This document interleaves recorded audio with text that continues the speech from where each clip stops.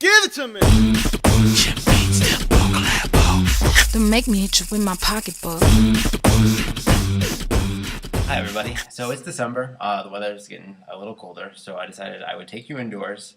One of my favorite workouts is actually a boxing workout. So I figured I'd give you some of the basic tools on how to get a good workout. Mind you, I'm not teaching you how to spar with anybody. It's more of just a basic, let's sweat and burn some calories. Boxing is great because it focuses on a couple different things. You have the explosive power of actually hitting the bag, and then speed. You're constantly moving around, so you can do this in a half an hour time slot and really kill out some major calories. If you're at a gym, you should make sure you know where that bag is. Sometimes it's tucked away in a secluded area. That's because it's kind of intrusive to be on the gym floor hitting a bag when people are trying to lift weights around you. So you will need some equipment for this. It's no different than if you're gonna layer up and if you're gonna go out for a run. You need some wraps and some mitts, some gloves that will protect your knuckles from the force of hitting the bag. A sweatband is also great because you will be sweating a lot and you can't really wipe your face. Bring back the 80s, but it works. I'm a sweaty guy. It's hard to see the bag when it's all in your eyes. So start with a warm-up. I suggest jumping rope, maybe 3 to 5 minutes. It sucks. I hate it. I'll always hate it, but it's still a great workout. Really hits the calves pretty hard and will get you warmed up, ready to hit the bag. So start with that. You can do some conditioning work too, push-ups. Those are always great, one of the best exercises. And then you should be ready to hit the bag.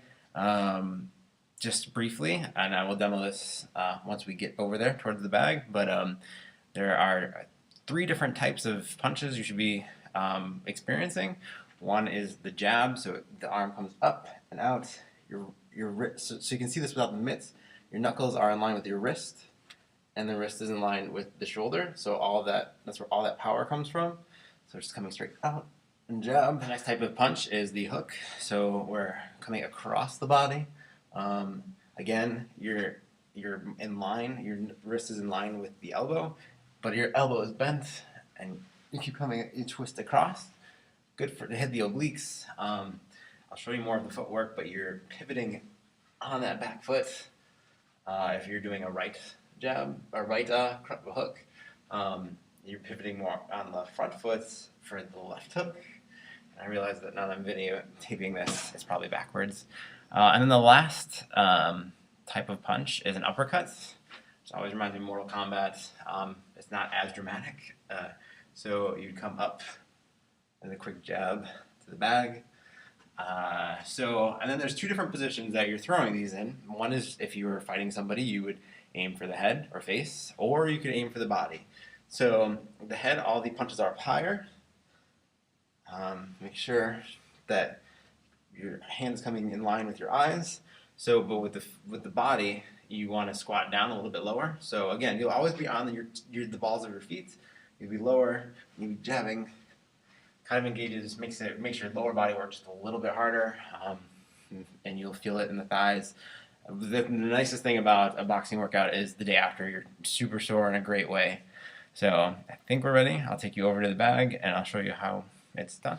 Alright, so I found the bag. I will demo a couple punches for you so you know what I'm talking about.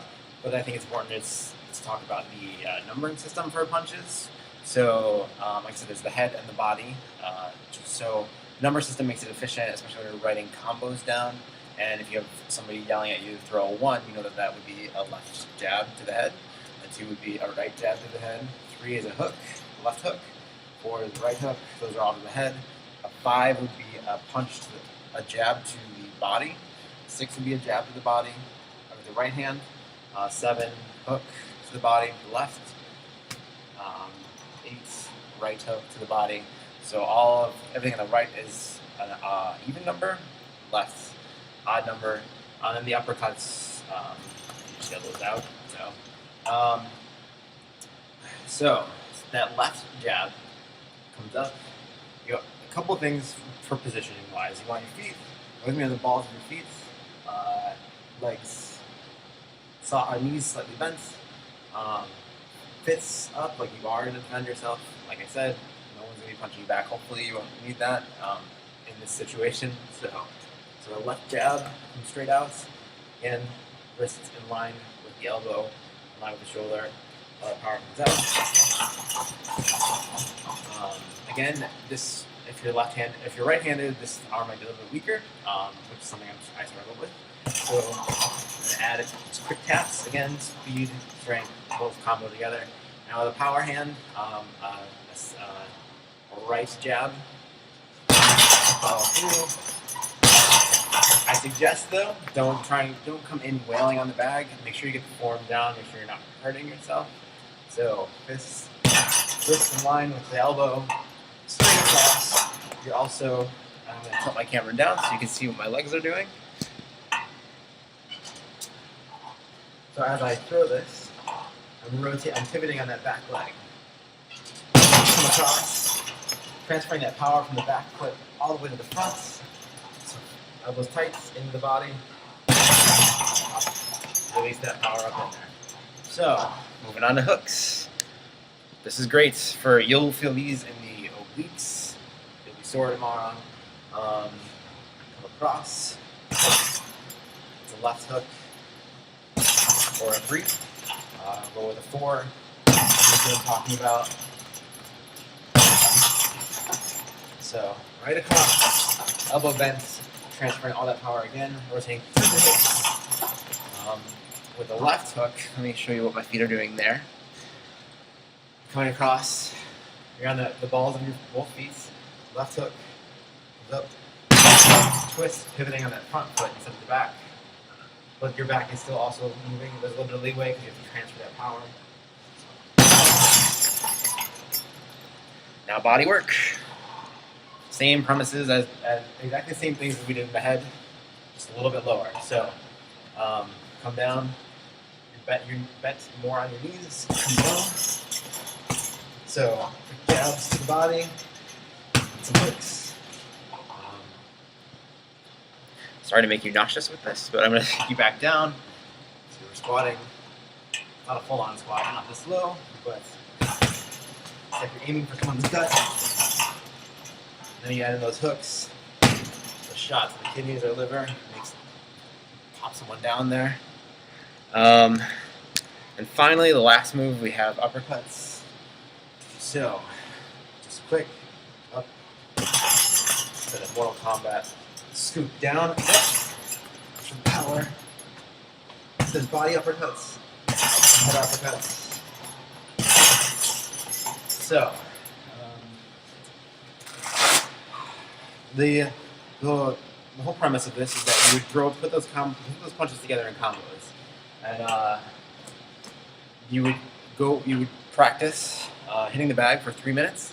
I suggest downloading an app that has a timer. I like to use one called Interval Timer. It's cheap. I know there's a couple out there. Actually, that one is free.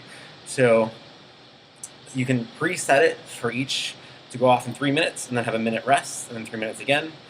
If you're beginning, you might want to have a longer rest time. 3 minutes doesn't seem like a long time, but your body fatigues pretty fast.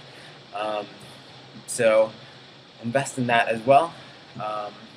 Do go for 5-6 rounds. Start off slow, and then end with some more conditioning. Do some ab work, some sit-ups, do some medicine ball twists. And then get a good stretch. So now that you have all the basics, I will add some combos for you in the notes of the video. I'll put them in the comments section. It'll give you a breakdown on the 3-minute drills that you would be having, what punches to throw. It'll work you up and down the bag so your whole body is involved. And I'll throw a couple things in there. Like suggest maybe a half an hour for this with a 5-minute warm-up, 5-minute cool down. If I don't see you, Happy New Year. Give it to me! Don't make me hit you with my pocketbook.